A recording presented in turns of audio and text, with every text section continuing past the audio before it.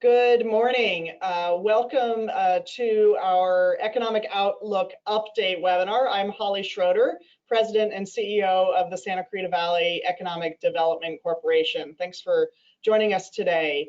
You probably know the annual Outlook that SCV EDC hosts each year was canceled with about 28 hours before it was scheduled to go on when the World Health Organization announced that the COVID-19 virus was a world pandemic.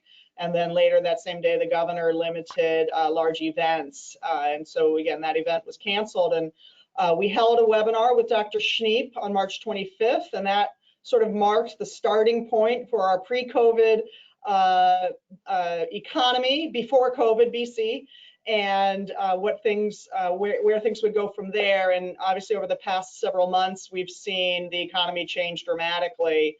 Something like 40 million Americans applying for unemployment, and many businesses closed down, and unfortunately some of those permanently shuttered. Our valley, the Santa Clarita Valley, has been hit dramatically. Our largest private employers, Magic Mountain is our largest private employer, and they've been closed. Princess Cruises has ceased global operations through summer. Our very strong aerospace industry has been impacted because of the dramatic drop in travel. So this has definitely had an impact on the Santa Clarita Valley. On the good side, very fortunate that the virus itself has not had a major impact, has not been very widespread in the Santa Clarita Valley. And so we are now looking ahead to our road to recovery. And today, Dr. Schneep is going to give us a picture of what he thinks that path is going to look like. Over the past month, the Santa Clarita Valley Economic Development Corporation has hosted a series of webinars that are designed to help our businesses learn from each other as we continue the process of reopening and scaling up our economy. These have been part of a series that SCV EDC has conducted in partnership with the Santa Clarita Valley Chamber, and it's been supported by a grant from Wells Fargo Foundation. Wells Fargo has also been the presenting sponsor of our annual Economic Outlook for many years. So you can find the replays of all of those webinars at scvedc.org/scaling-up, scvedc.org/scaling-up. So we're going to get on with the matter of today, but I certainly would recommend you take a look at those webinars as you look at your business, how you are scaling up, whether that is from being closed or hopefully as demand returns for your sector.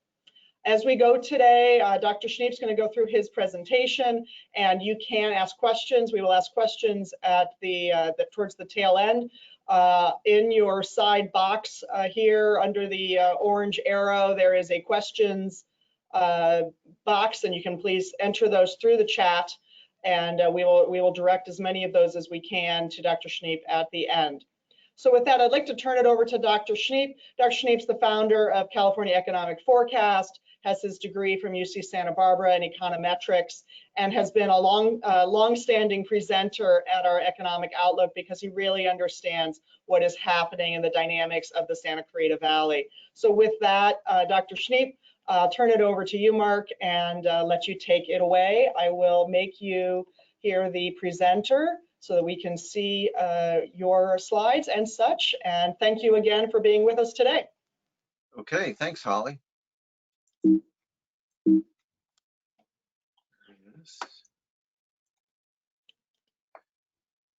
All right. You can see everything? Looks like it. Okay. And I'm going to turn off my webcam so people can focus on your presentation. Thanks, Mark. Okay, thank you. Okay, so my talk today really deals with the recovery, and everything that you're about to hear has been put together just recently. I've done a number of these, and I've had to change them every time because we are evolving at the speed of light these days regarding what is happening with the economy. So with that said, this is as of June 3rd. Okay. Here's my agenda. opening up again and what we can expect, the summary of where we are as of today, and what has been done so far and how that is going to impact the recovery going forward, the risks and the obstacles, a little bit on California, Los Angeles, and the Santa Clarita Valley economies, where they now stand, some indicators for them, and then how we generally recover in summary. So let me get started with that. Here's the worldwide cases all the way up through yesterday. These are day by day new cases that come in for the virus, and we've actually seen them increase a little bit, basically remaining steady, but increasing slightly, but not for the Bay Area or Southern California. Of California, we've been bumping along a very, very low path of growth in cases all the way, well, through yesterday. Very low rates, between 1% and 2% per day. And because of that, we're opening up. So the regional economies are one by one opening up, or maybe even more than one by one. And that certainly provides some relief, finally, after months, for us consumers. So the phased reopening is restoring some of the supply shocks that we've incurred during the pandemic, the shutdowns, the stores not opening, nothing open except for food. But it's a limited reopening, and so that's only going to provide for a limited boost in demand, a temporary boost in demand. We need to have a much more solid reopening, and I'll talk about that. Our movement is still quite limited, and our options to be able to spend are quite limited, and therefore retail sales will still suffer from the constraints on being able to open. So that isn't going to really lead us into recovery yet. We need to see those constraints eased more. Here's a map from the LA Times. You can track this every day. Many of you probably do. And this shows you which counties are opening up, with the darker greens being less restrictions, as you can see in the key here. Here's LA right here, and right now for most counties we have curbside retail and essential retail, which you've had all along, and then restaurants are starting to open now. Not too many bars, but restaurants, bars if you serve food and can distance. So that's the way things are going. They're going very slow. Right now we have 3.3 million cases. Well, no, we don't have 3.3. We actually have 6.5 million cases, but we had 3.3 million on October 3rd. So we've doubled since then, and that actually represents a slowdown. Most of the daily cases are in the US, we're number one, and then Brazil, Russia, and India. And we're actually seeing accelerating cases in Brazil, India, and Chile. There's sort of a rotation going on in the world, and those are the countries which are now leading the charge. But we're seeing decelerations all over Europe and the US, and most containment, where there's hardly any new daily cases now at all, are in South Korea, New Zealand, Singapore, and the rest of this list, including Spain, which is in terrible shape, and Switzerland. Now, I think I may have showed you this slide back in at our first Zoom seminar or webinar in late March, with China starting to open up and trying to return to normal. That was way back in March 19th. That's about the time in which we started to shut down in California. And right now, the economy is 90% back in China. Factories are running, schoolrooms are full, restaurants have all open, Disneyland is open, it's been open for quite some time. The problem with being back 90% in China is that it's been back 90% since mid-March. It really hasn't changed much. So we're watching this very carefully as to why it's not progressing back to towards 100%. And there's less fun being demanded by the Chinese in China. Hotels still realize very low occupancy. Travel is down 75%. There's less demand for entertainment. And now we're just starting to see, after their lockdowns were lifted in late February, early March, bankruptcies piling up in China now. So this is occurring, and this is what's limiting their economy from getting back totally. And of course, the demand by the US for their products has declined, and so they're not going to get back because of that as well. Anyway, this represents a pretty good indication of where we might be in our recovery. So we're watching the countries of China, we're watching Sweden. Sweden never closed, but when we look at Sweden today, it has much less demand for restaurants, much less demand for entertainment, much less demand for fun type of activities from its citizens. That's what we're seeing in the recoveries to date. Sweden, China, and other parts of Europe. The evidence suggests that people are voluntarily reducing their spending because they want to precautionary save because of the uncertainty. We don't know how things are going to go. We don't know if we're going to get a relapse. Furthermore, there are just fewer options for expenditure due to all the closures and permanent closures that have occurred in the last 2 or 3 months. Here's the summary for the US. There's been the historic devastation in the country's labor markets. Holly mentioned that in her introductory remarks. But April was probably the worst month for the economy of the pandemic. Okay, the largest unemployed states in the nation are Nevada, because, well, all of Las Vegas shut down. Hawaii, because it's basically tourism, and that stopped. And then Michigan. Why Michigan? Because of the auto industry, which stopped. All those factories closed. All 50 states, however, now are open to some degree.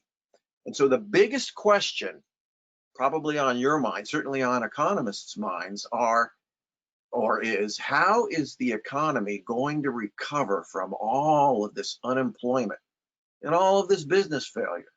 How does it do it?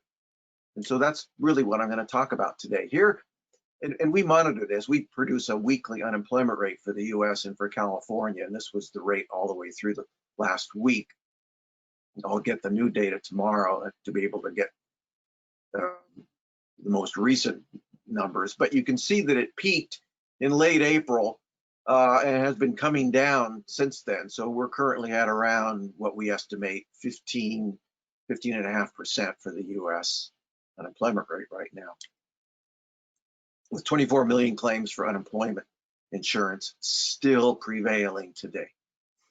In California, we peaked late April around 21%. The numbers do keep bouncing around, which give us these estimates. But now we're starting to see a decline. We estimate we're about 16.1% unemployment in the last week of May in California. We've got about 2.5 million claims for unemployment insurance. We had up to 4 million. So we've had people come off claiming unemployment insurance, and that's good as the economy starts to open up. What I mean by this is things have been done, and we kind of can't go back. The lockdowns were intended to be temporary, and removing them now simply won't be enough for us to bounce back to the pre-crisis economic scenario or circumstances that we were in. The supply side has changed because we've had permanent business closures. Not temporary ones, but permanent ones. The demand side has also changed because of fear and uncertainty, and because people are unemployed. They've had their household incomes reduced. And the stock market is, of course, hit their wealth portfolios as well. But one of the biggest issues is that there has been a decline in confidence among consumers, and that's been critical. And it's going to be difficult to restore that confidence in consumption. To restore that confidence, the coronavirus needs to be severely limited, or we need to have much more testing that makes people feel better about whether they have it or not, and whether everybody else does too, or we just need to eliminate it through vaccine, and that will really get things moving again among consumers. But other than that, that's going to continue. We'll continue to have fear and some trepidation in being able to be out in the public. We don't want another lockdown. So we don't want another relapse in the economy. That would just be devastating, okay, leading to further confidence problems, and then more business failures, and then another spate or another surge in layoffs. Can't have that. That would just dash confidence and really cause mistrust among consumers. The downside risks that outweigh the upside risks right now are these. There are just too many unknowns going forward. We don't know how the coronavirus is going to evolve or devolve this year. We don't know how state and local governments are going to respond to that. And the biggest issue now is we don't know how people are going to tolerate that response if they don't like it.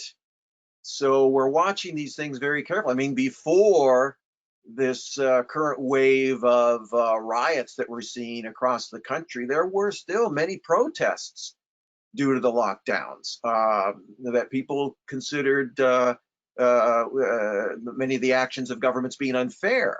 So going forward, we don't know how that is going to affect people's perceptions of the response of governments in terms of easing the lockdowns.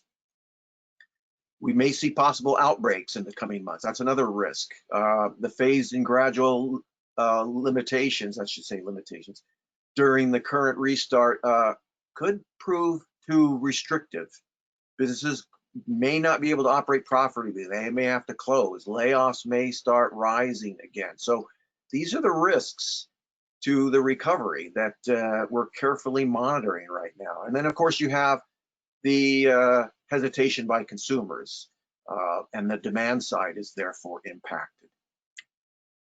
Upside risks, well, consumers could ultimately embrace the reopenings that are occurring right now.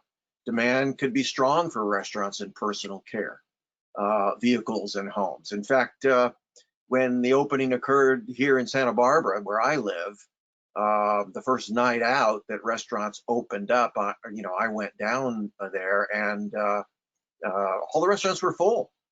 People had significant cabin fever and would do anything they could to get out, and everything was full in all the restaurants in Santa Barbara. They closed the streets, allowed tables to go out onto the sidewalks, and it was quite vibrant again. American industry, another upside risk, would innovate through many of the business constraints that we're going to see. So we're looking for the new innovations, and that's one of the things they did here, of course, in Santa Barbara, is to close the streets so that people could walk on the streets and eat at tables on the sidewalks. We need to be able to serve more people through these capacity limitations, and we need, of course, for people to feel safe so that their confidence can be restored, so that they'll demand products and go out again. And this may not be as difficult as we perhaps are assuming, so that's an upside risk.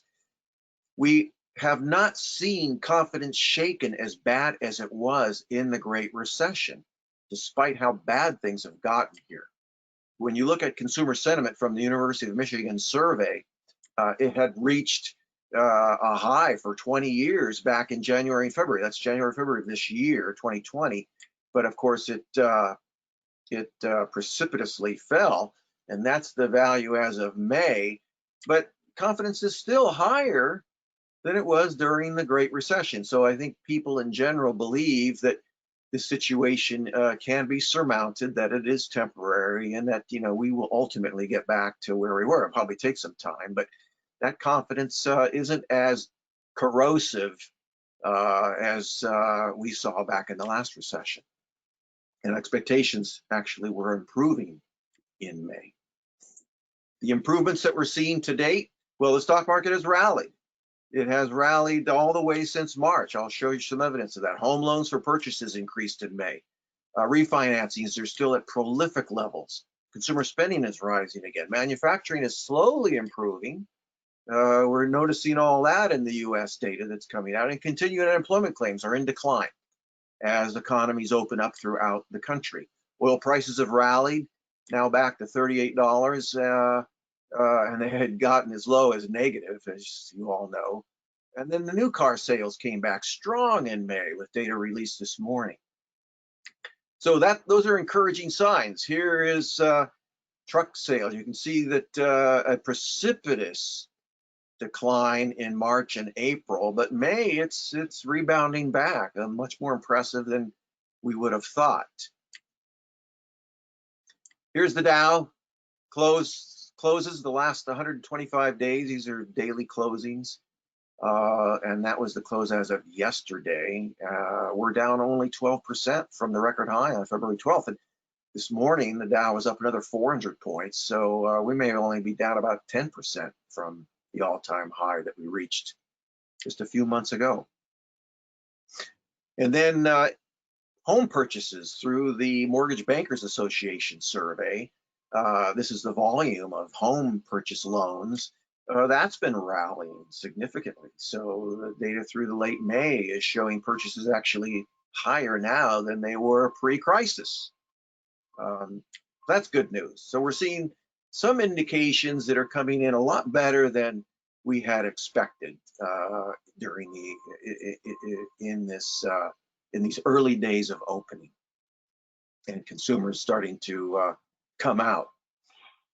The recovery does face obstacles over the next 2-3 months, and one of those is mortgage credit. It has tightened, and that's going to affect home builders and perhaps even the existing home market. So we're watching that real carefully. There's a lot more rigorous conditions regarding income requalifications and credit scores and down payments for refis and for purchases. So that needs to loosen up more if we're going to have the home market help to lead us out in recovery.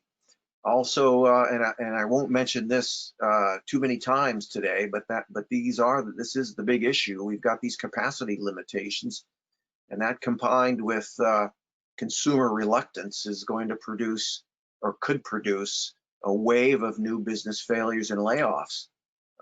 So we're watching that real carefully, and that could be an obstacle. Unless, of course, travel rebounds with some degree of momentum, hotels and travel-related businesses are going to be forced to sell or merge or fail, because we just don't have much travel, if any, going on right now in this country or worldwide for that matter. Property owners already are receiving less rental income through forbearance, right, from non-paying tenants. And now they will face further problems if SB 939 becomes law in the California Assembly. And of course, 939, if you haven't heard, is what prevents or precludes landlords from evicting commercial tenants until the state emergency has been declared over, or even long past that. So we could be in for quite a wild ride regarding landlords receiving payments from restaurants, bars, and retail operators over the next year if 939 becomes law. We're going to need more fiscal stimulus, particularly for the vulnerable sectors that have been hit the hardest: the hospitality, recreation, retail, and anything travel related. So we're probably going to need some round of that. And then the other big drag on the economy is that all these public gathering events and activities, they're not going to necessarily be restored soon. So that produces which I call this further drag. And here, let me put them all up here. I've talked about these before. The MBA season, is that going to go forward? Are colleges and universities going to open up in the fall? Some have announced that they will, many have not. The Cal State University system says that they'll start with Zoom classrooms in the fall. The University of California hasn't decided yet. Amusement parks, national parks, theaters, performing arts, baseball, the NFL, what's going to happen? These are big money activities employing millions of people. Then you've got music festivals, concerts. Ticketmaster already has claimed 50,000 concerts canceled nationwide to date. Summer festivals and parades. Summer's the time with all the festivals in all areas, all states. None of those are currently going to operate. Conventions and conferences. And then, of course, you still have the travel bans in Asia and Europe to and from. So these represent significant economic stimulus, which will likely not go forward with much exuberance anytime this summer, at least not yet. Let me talk a little bit about California. California is more impacted than other states. Why? Well, it's the largest tourism state. We have more hotels, more bars, more restaurants, wineries, breweries. We've got more national parks. We've got more theme and amusement parks than any other state. More conferences and conventions are held here than any other state. We've got more professional sports teams, more year-round concerts and performances because of the weather, more wine tasting tourism. And then, of course, we've had many, many workers idled at the ports. With all of this activity in the personal services and amusement and leisure and retail, we estimated that 37% of the workforce is vulnerable to layoff. That didn't quite happen in the evidence that came out in April. So the job declines between a robust February and a very dismal April. Well, we lost about 2.6 million, and that was again in early April. So we're likely to have lost more going into May, and we'll get that report next week.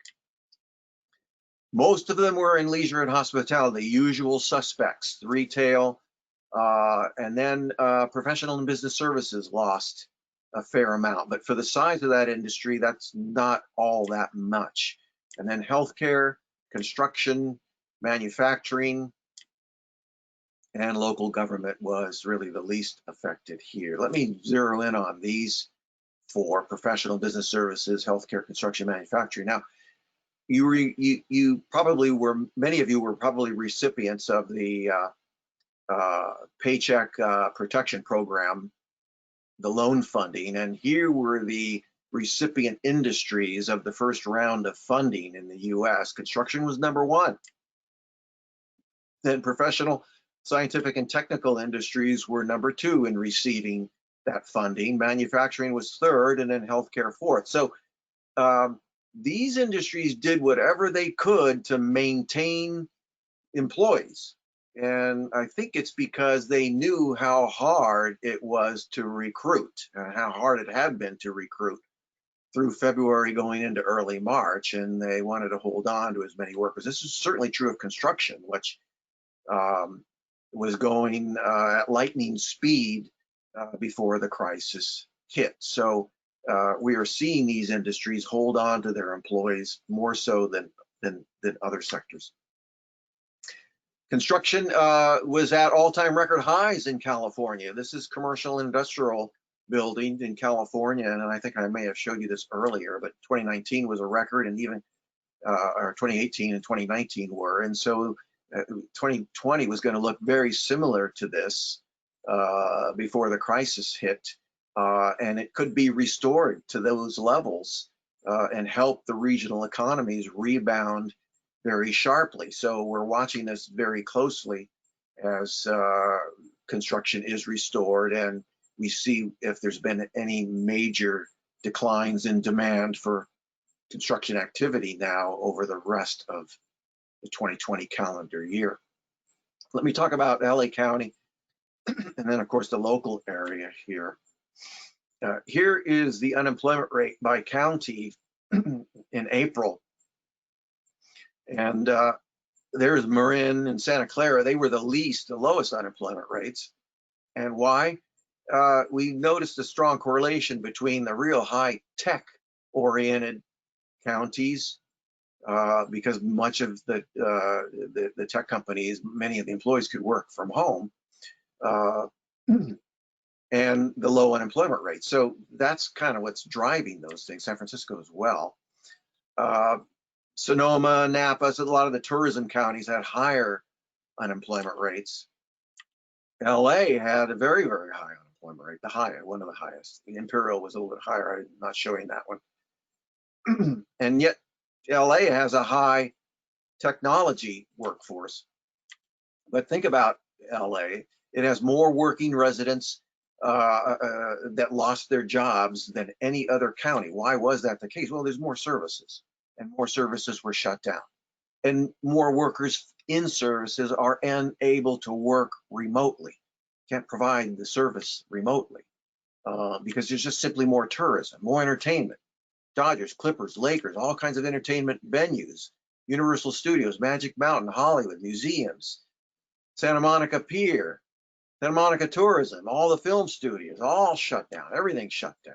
And then the ports of LA and Long Beach idled by fewer vessel calls.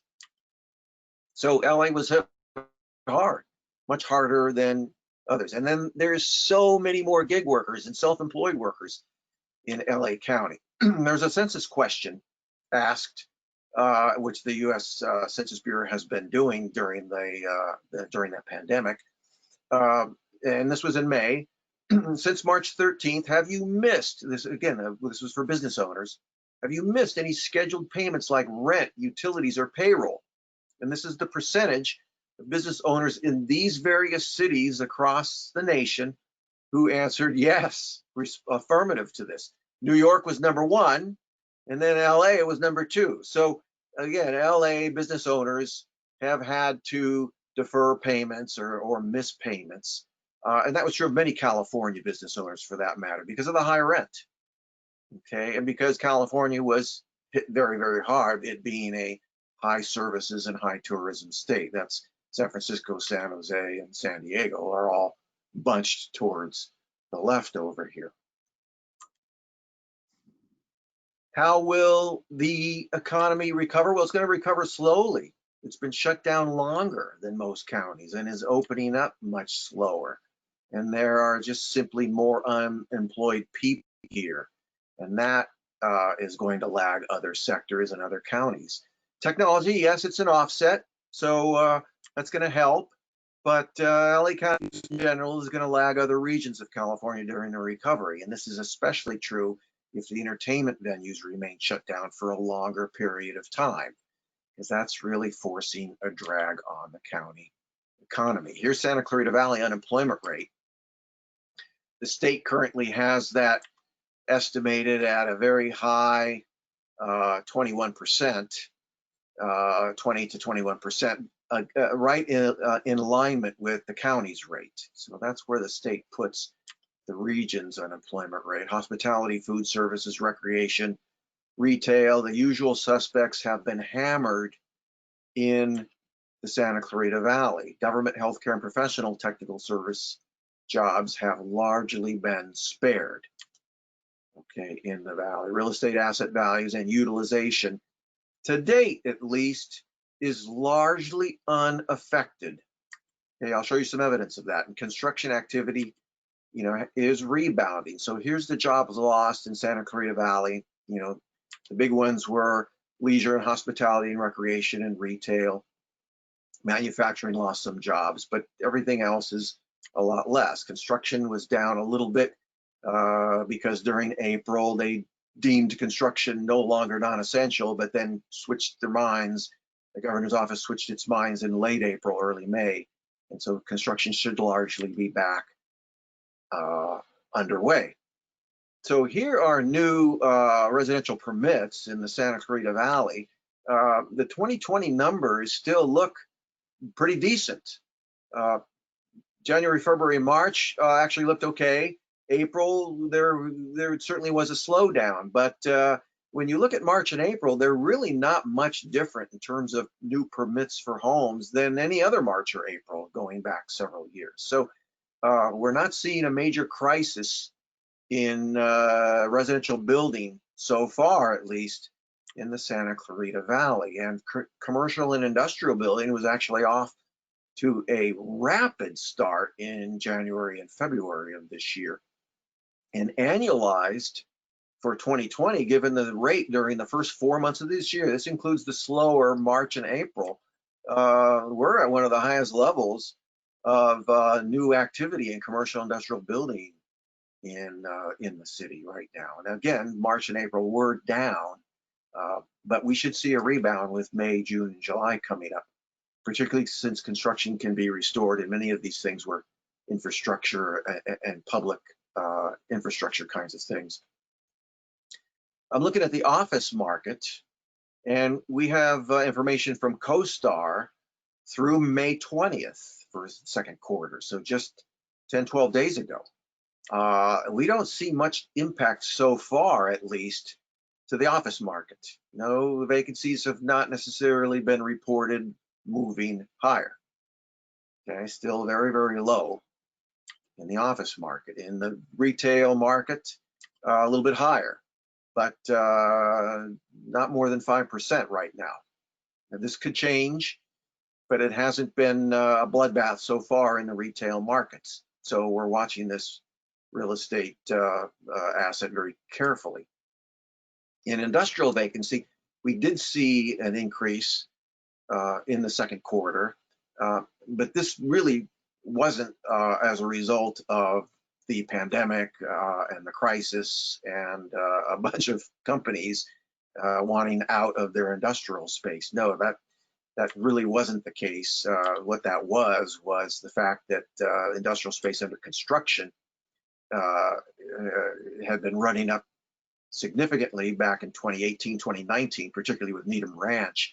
And a lot of that space was just recently delivered to the market. So much of that came online in the second quarter of this year, and it just hasn't been leased yet. So that's one of the reasons for the higher vacancy rates in the industrial markets, is the completion of industrial space that's been underway for quite some time. Apartment vacancies, again, no major effect, still running around 5%. It may be still too early to really understand how these real estate assets will ultimately be impacted, but the data suggests so far not much impact. Prices of homes that are selling are still hanging in there. In fact, we're not seeing any decline. We're still seeing prices between 650, 700,000 over the last several months, including March and April. In fact, when I look at home price appreciation year over year, tracked monthly, it's all positive, even through April. So not much impact whatsoever. Home sales have declined. Now, they were up at 12% in March. There was a strong first few weeks, but down about 20% in April because of lack of inventory, lack of showings that we're seeing in the housing markets throughout the state of California, for that matter. So there has been certainly some repercussions in the existing resale market. But here's my summary. Home sales have yet to really show any adverse effects of home values, I should say, not sales, of the pandemic. And the low mortgage rates and the tight inventory are supporting that. Sales off nearly 20% in April, but only 20%. Demand for housing may be impacted more so going forward. We're going to watch that very carefully. It's important to note that the jobs held by typical buyers of homes in the Santa Clarita Valley really have not been that much affected by layoffs. So the kinds of people that will buy homes in the Santa Clarita Valley are not the ones that are being laid off. So it's going to be interesting to see how that demand does progress over the rest of 2020 going into 2021. Probably we won't see a major fallout in the existing home sales market. Probably not in Santa Clarita or many California markets, particularly along the coast. Now, let me talk about how the economy recovers here. This is sort of my last section of the talk, and then hopefully if you have any questions, we can address those. We're now in recovery. The worst is over, and we're starting to grow again because things are opening up. But that doesn't mean that the recession is over. So, and we're not assuming a V-shaped recovery. because of the manner in which the economy is being allowed to open with all this severe capacity limitations, the social distancing, the phased openings, and the fact that large public events are not open and they'll be in later stages. So, you know, if you think about this in terms of what kind of recovery, what kind of alphabet letter do you want in the recovery? Are we going to see a V-shaped recovery or a rapid recovery? And we kind of dismissed that. A W-shaped, the recovery with fits and starts. A U-shaped, that would be a lengthier deterioration where we sort of bump along the bottom before moving back up. Or an L-shaped where we have a protracted recession for quite some time. So those are kind of your choices. There's not too many, and of course we've dismissed the V. But we're more in alignment with a W, the W type of recession. And because there's going to be some growth, and there is starting to see growth because we're seeing improvement in the economy during the restart, we're kind of getting rid of U and L as well. There's not a high probability that those are going to occur. So look for the W, but we actually call it a tilted L. And it looks like this. This was growth in 2019 going into the early part of 2020. And then here's March of 2020. We go straight down. And then it takes us to get back to where we were before the crisis. It takes us a long time, probably towards the end of 2022. And then we start to make new highs again in overall growth. And this could be the growth of anything. This could be output or employment or sales, or pick out your favorite economic indicator. This is kind of how it visually comes back. Of course, it didn't come back in a straight line. It comes back sort of bumpy like this, but I think you get the picture. Why the long recovery period? Why does it take a couple of years? Well, it's called economic persistence. We're going to have problems. We're going to have problems after all the loan payments, the deferrals expire. Okay, and that's going to probably be coming up this summer and into fall. And all the lease and rental payment forbearance, once that expires by landlords, you know, what are lessees going to do? What are people with loans going to do? Are they going to fail? Are they going to become laid off? Deferral programs for cars, which, you know, if you watch car commercials, they give you 3-4 months of no payments. Well, what happens when you now have to pay and the economy isn't quite back up where we thought it would be when we entered into these contracts? So that could cause slowdowns, new lapses, new unemployment. So we're watching that carefully. And then, of course, the bonus check, the big federal bonus check of an additional $600, that expires in July. And then state unemployment benefits will ultimately expire towards the end of this year. So what happens then? And then, of course, all the government stimulus monies are exhausted, and we're not assuming that there's going to be more. So that's going to be harder for businesses to come back in 2021. And then, of course, which I've mentioned many times and will continue to, all the capacity limitations that keep ramping up quickly, difficult to do. And we can't ramp up events either. And we can't restore consumer confidence as fast as we want to unless we really limit the spread or get rid of the virus entirely. So here's the scenario, the new one, the updated one. The pandemic peaks in mid-April with clear signs of fewer infections in May for all states. Okay, so that happened. We know that that is now true. And the shelter-in-place orders were eased beginning in May. Airlines, other travel, will assuming that some of those events are restored in June. There have been business failures, but most of them have survived through May. There's still been some, as we know.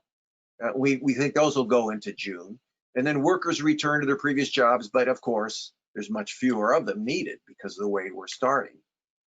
That's why. Why is because consumer behavior is reticent, and we have all these capacity constraints and distancing. So some schools will open in the fall. Large events will unlikely to occur. You know, we're going to watch football on TV only. Well, maybe. And then restaurants are at half capacity. Retail stores will limit shoppers like they do it in many grocery stores. And then a very slow return to hotels and airlines. This is likely to be the new normal for the rest of the year. So under that scenario, here's our GDP forecast. That was an actual GDP decline that occurred in first quarter of this year. So that's 2020 quarter one. There's quarter two, quarter three, still down. And then we recover in the fourth quarter, but we have very slow growth and we don't start ramping up until 2022. Unemployment rate stays very high. It's higher than this now, but I think the June numbers will start to dilute this down some. So it won't be as high. We're thinking about 13, 14% for the quarter. And then a very slow, gradual return. So expect the labor markets to ease in slowly back to recovery. And then ultimate full employment again, but that will take a couple of years. So my summary, and then I'm done. Even though lockdowns are being eased, the economy faces much slower growth because of the supply limitations, because of the capacity constraints, and because of the elimination of all the large events. Because those events, that's where much consumer spending occurs and revenue is earned. There'll be an attendant decline in the demand from households, because they've lost their jobs or they've lost significant business revenues in their business. And so they've had to pull back and precautionary save. And they just may have different preferences now so that they can maintain distancing and avoid crowded spaces, so they won't be demanding the fun kind of activities that we're not seeing demanded as much in China and Sweden now. So that's likely to occur. So the recession persists into the summer months, and depending upon how the limiting protocols are allowed to proceed during all of our phased openings, phase 2, which we're in now, phase 2B, phase 3, and then finally phase 4 when we're completely out of this, the recession certainly could endure into September. Okay, joblessness persists for the remainder of the year. So don't be surprised or astonished at the high unemployment numbers that you're going to see reported. Okay, finally, interest rates are going to remain low. Housing could lead us out of this recession, but we're watching that very carefully because, again, mortgage credit is difficult right now until banks start to ease up, and they won't start to ease up until they can feel much more assured of the creditworthiness of their borrowers. Inflation is not an issue. Construction should be less impacted. And this is also an industry that could lead the regional economies back to life. So we're watching this very carefully. And we hope the demand for homes and commercial space won't be as affected. We know it will be, but we're hoping that some of the best case scenarios will occur there, and we'll still see a lot of non-residential demand continue to occur. I don't think that will occur with hotels, but other non-residential space, we look for that to continue. And automobile and home sales do not appear to be as impacted as other things. So those will help to lead the recovery as well. Okay, continue to follow my updates, which are on my website. The COVID-19 updates, we produce about at least one or two a week, and that's at californiaforecast.com. So that is my update. That is the June economic recovery in a world in pandemic. Thank you for listening. Great, thank you, Mark. Really great. I'm going to take this back a little bit and actually going to not show my screen so that we're on. So I think we are on screen. We have a number of questions. So I know we'd said we would stop at 11. I'm going to leave it to folks. I'm going to do my best to take the questions. I've tried to organize them a little bit. But before I do go into those, I'll tell everyone that on the EDC website that I mentioned earlier, scvedc.org/scaling up, There will be links to the replay of this if you want to listen or see anything. We'll put links to Mark's slides, as well as we have a coronavirus COVID resource page that is edc.org, scvedc.org/coronavirus. So if we'll also put links to the replay and the slides on that. So for those that do need to sign off at 11 o'clock hard, we'll do that. Okay, so a whole lot of questions, Mark. Let's start by talking a little bit about unemployment, some questions about understanding the numbers and its context. As we've obviously seen this huge spike, how does the fact that people that are self-employed can claim unemployment, is that normalized in the numbers, or is that adding to the numbers, and does that distort them? Kind of, can you do a little explanation, because that's really the first time that this group of people have been able to claim unemployment, correct? Right, that is the case. People that are even self-employed, they certainly get into the unemployment rate numbers, but they can't normally claim for unemployment insurance. So now that is being allowed through the PUA program, so they're able to get unemployment and get not only state benefits, but the big federal bonus. So that plays into the numbers. They've always been captured in the unemployment rate numbers, so that has been normalized. So the unemployment rate statistics that you do see do have the self-employed embedded in them. We had rates as high as 22, 23% for California in the worst of weeks of April.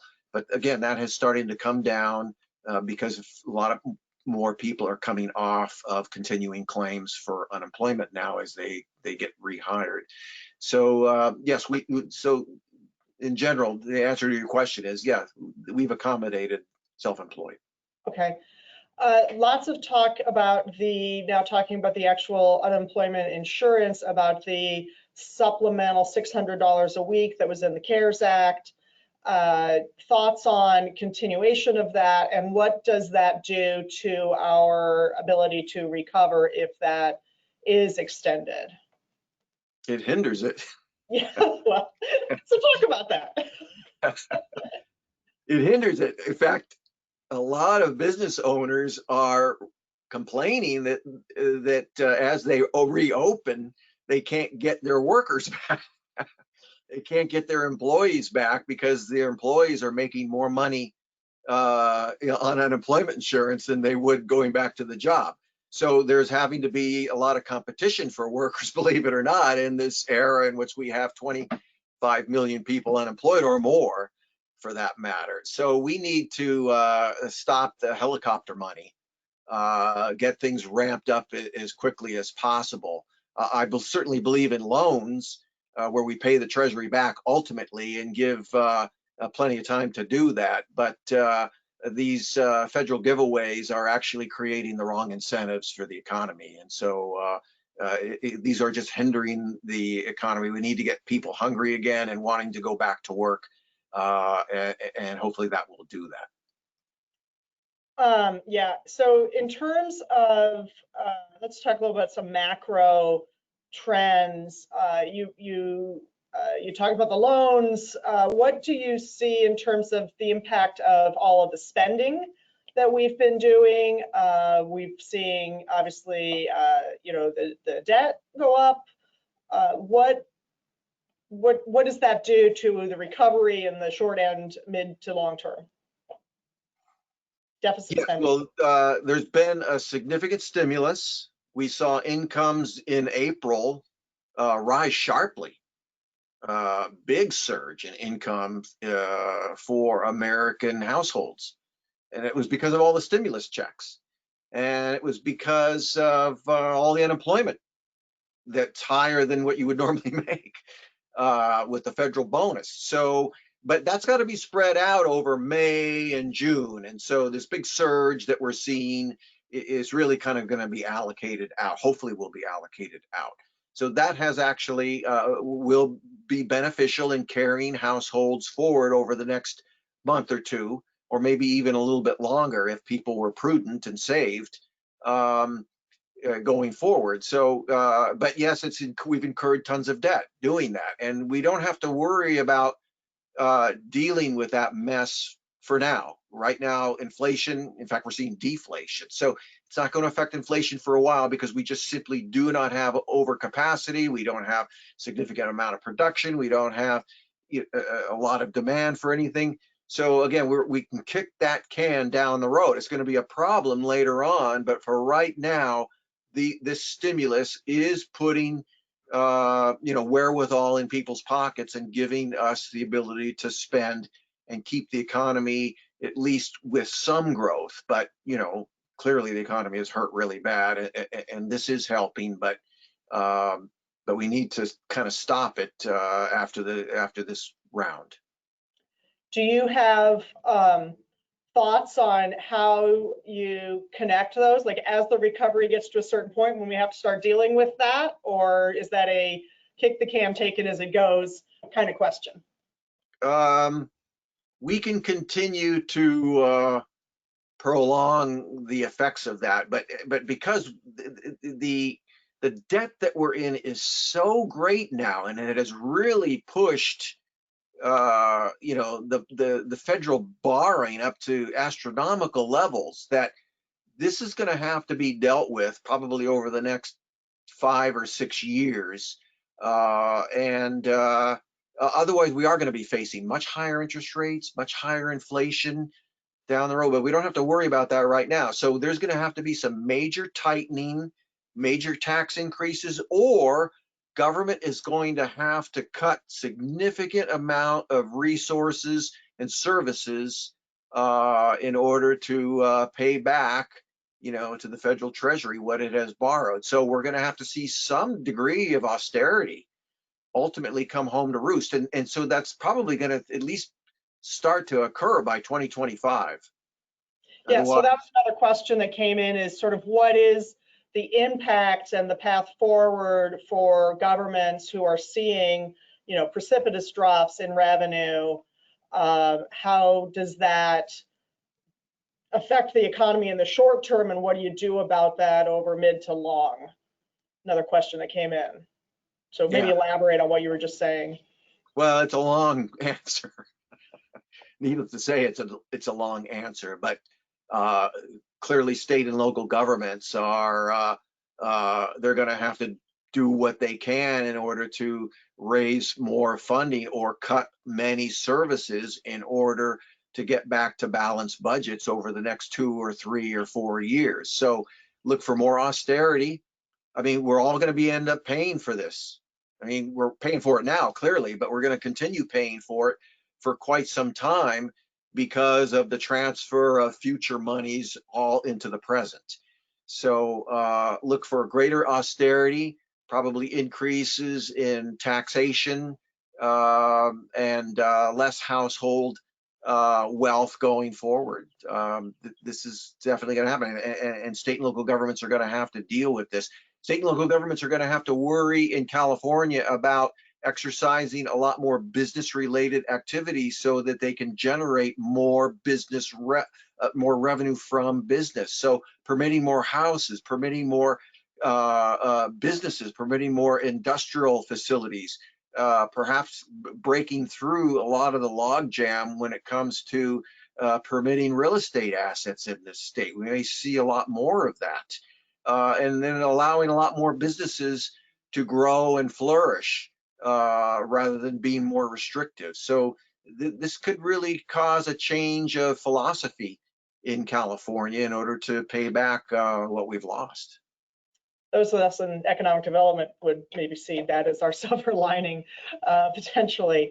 Another one that's been talked about a lot is, do we start bringing back more manufacturing and production, possibly in biofield, PPE, and biotech, but other fields in the supply chain as well? Where do you fall on those hypotheses? Yeah, that looks kind of inevitable because of the bad taste that we all seem to have in our mouths regarding what happened in China, and with all of some of our critical, industries and critical manufacturing processes there. So yes, look for that to start coming back. We'll probably be paying more, but it'll provide us with the security that we need. So look for more job creation, probably in this country, a little bit higher prices for pharmaceuticals and other medical devices and things that we restore from China. Look for a trade war, probably we're going to have going forward. So that the trade war will reemerge that we saw back in 2019. Probably will start again this year once we can put many of the issues with the virus on the back burner.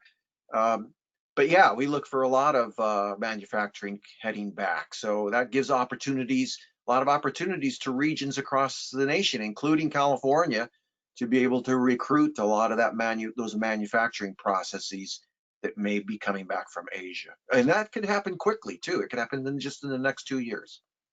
We've seen some population exodus, some business exodus from California.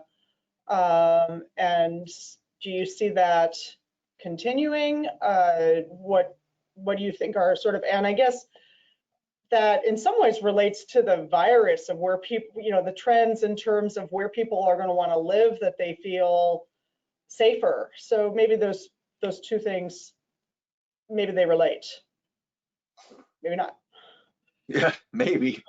I don't know where people are going to feel safe. I mean, how do you, when you look at all the states, I mean, both the left and the right coasts were pretty muchly inundated, and same thing with Illinois as well, or right around the Great Lakes. So I don't, move to North Dakota. There was hardly any cases there,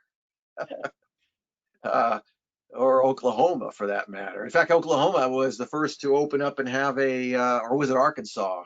They actually had a concert in a concert hall. They had social distancing, but whatever the case may be. So I do look for more defection from California. I don't know how California government is going to deal with the aftermath of dealing with the budget. And so they could come down under worst case scenarios very hard on businesses. We'll see in order to pay for this, or they could ease up and make business a lot more manageable so that revenues can flow a lot easier. So it's going to be interesting to see what direction that states and counties move in regarding their philosophies towards allowing business to grow and prosper.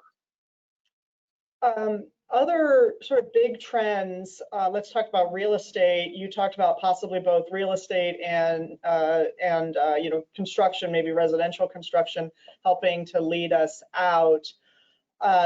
What do you think are sort of the long-term trends around real estate? There's been, again, much speculation about what happens, especially to office, commercial space, and again, also retail, because of trends that were predating COVID, but perhaps were, in both cases, highly accelerated because of COVID in terms of online shopping for retail and work from home for office space for those businesses that can.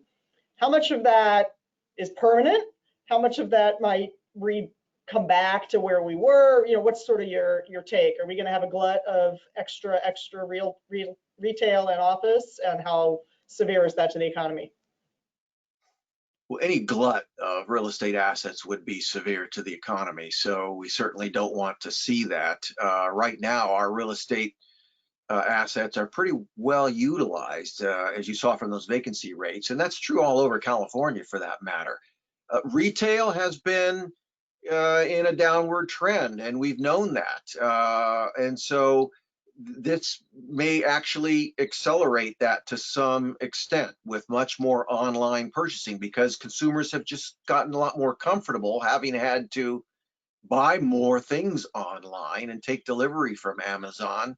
and other online venues for the last 2 or 3 months. So I think that will accelerate that in retail. I don't know about office. People keep saying that, okay, everybody's gotten used to Zoom meetings and protocols and less travel, and so that's going to be the surge forward. I think there's a lot of conflicting debate on this. I don't know to what extent you're going to see many more remote employees. I think some businesses are going to that, and they're going to be experimenting with it, and they're already doing that.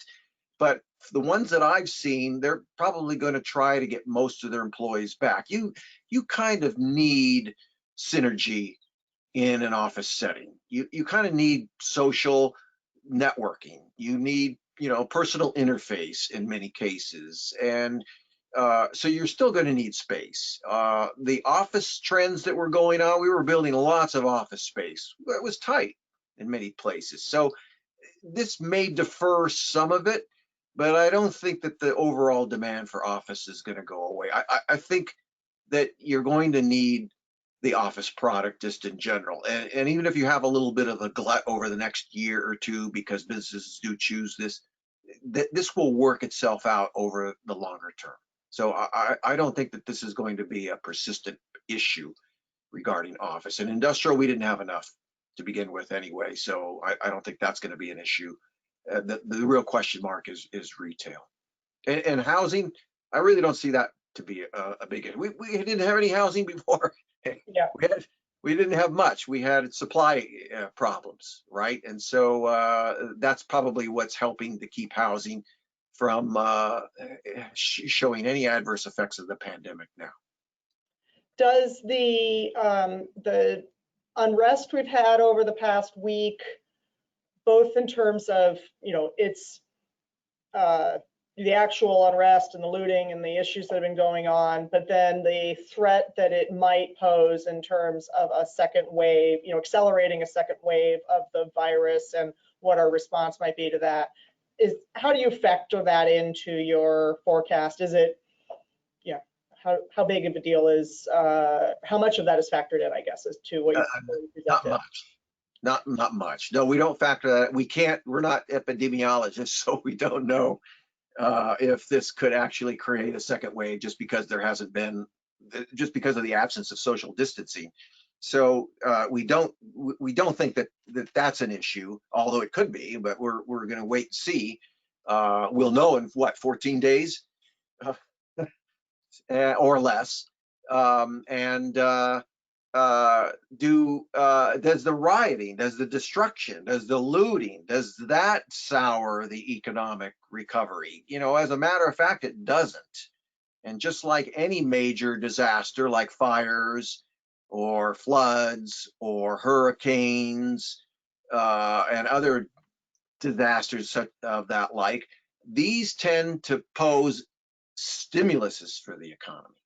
So think about all of the looting and the destruction that's occurred, and it hasn't been all that much in the grand scheme of things, that you're going to get a lot of income redistribution from insurance into these retail stores and these other stores that have been hit. So look for actually some economic stimulus to be occurring in these downtown areas and these cities with new money injections coming in to pay for the destruction. So again, it's like hurricanes, like fire, things like that. We need money to employ construction resources, new furniture, new furnishings, new fixtures, new inventory, new everything. So it actually serves as economic activity. A couple of sectors we haven't really talked about. We haven't really talked about filming, which is a big, obviously big Southern California. It's certainly meaningful here in the Santa Clarita Valley. And then sort of your outlook on travel and tourism, again, big in Southern California. When do you think we get back to more frequent levels of travel, tourists coming in here in Santa Clarita? A lot of our tourism is, of course, Magic Mountain, but then regional sports events and activities, things like that. What, what do you, on those two sectors, what do you forecast, and what do you think, which do you think is most important for recovery in Southern California, and maybe in Santa Cruz specifically?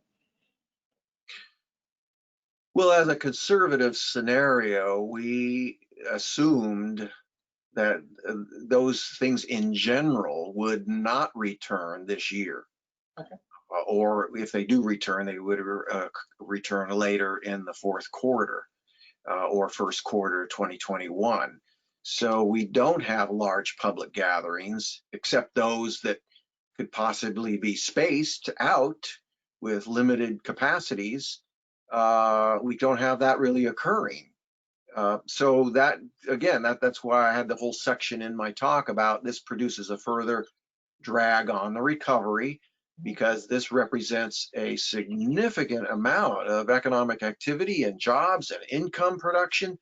So we think that this is going to be a drag. Now, Santa Clarita Valley doesn't necessarily have a disproportionate share of that. Certainly there's Magic Mountain. But Six Flags has already opened or is planning to open in Oklahoma, next month? So that gives at least an indication that they're thinking about this, and they've got strategies associated with how to open up these large amusement parks. It's going to be at lower capacities, but nevertheless, it's going to be a start. So we'll see how that goes, and it actually could be the launch board for much more higher capacity towards the end of this year. So we're hoping the best for that, but we don't have it really factored into the forecast right now. I don't know how the whole thing is going to go. Again, that's a public health question. We hope that it will go well. We hope that the cure or the vaccine will come out quickly. Once that comes out, then all this is out the window now. Now we can kind of almost go back to normal, except we will have the bankruptcies to deal with and all the loss, and getting employment slowly back into businesses that are now viable, because many will have failed. I think it's a slow go right now. I don't think, again, Santa Clarita Valley is going to be any less impacted by this so much. It's not as tourist oriented as the coastal communities, but you're right, it does have filming. And we hope to see even that start to come back, because it doesn't necessarily have to be high crowd and a high capacity activity. All right, Mark, I'm going to stop us there. We could probably go on with questions for a very long time, but I'm going to stop it there. I'm going to remind folks that you can see the replay and you can see Dr. Schneep's slides at two spots. One is on our resource page, which is scvedc.org/coronavirus. On that page, we also have links to the public health orders, the protocols, pretty much everything that's been going on, trying to keep that organized for you, as well as all the webinars we've been doing to help our businesses reopen and scale up. That is at scvedc.org/scaling up. So please check those out to get these. We'll have the replay of this posted by the end of the day, along with Dr. Schneep's slides. We are at this time planning what was our economic outlook from March. We have a hold on September 17th. What that will look like exactly sort of remains to be seen, based on the public health orders and whether or not large groups are allowed to convene, what we know about the public health protocols. So certainly stay tuned to our emails and other information about that event and how that event might be modified as we get closer and that information becomes clearer. So again, I want to thank Dr. Schneep for joining us, always for his insights into the Santa Cruz economy and also how that fits into the broader state and national world economies. So thank you everybody for joining us today, and stay safe and healthy, and we will see you soon. Thank you very much.